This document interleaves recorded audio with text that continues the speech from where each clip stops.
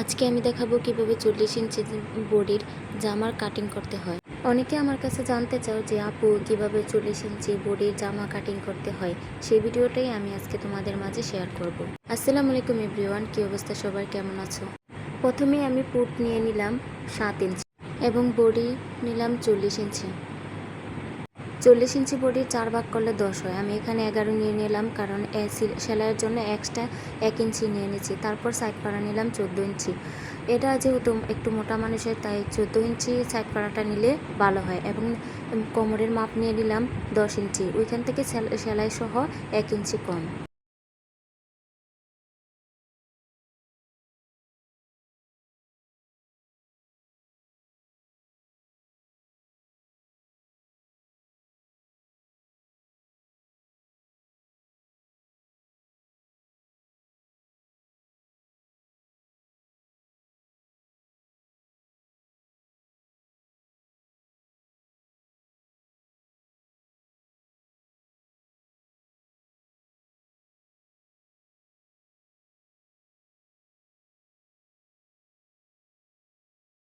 কোমরের মাপ আর বডির মাপ সমান হবে, তাই কোমরের মাপ আর বডির মাপ আমি একই সমানভাবে নিয়ে নিলাম এবং শেপ আকারে পেটের 1 ইঞ্চি থেকে কমিয়ে নিলাম।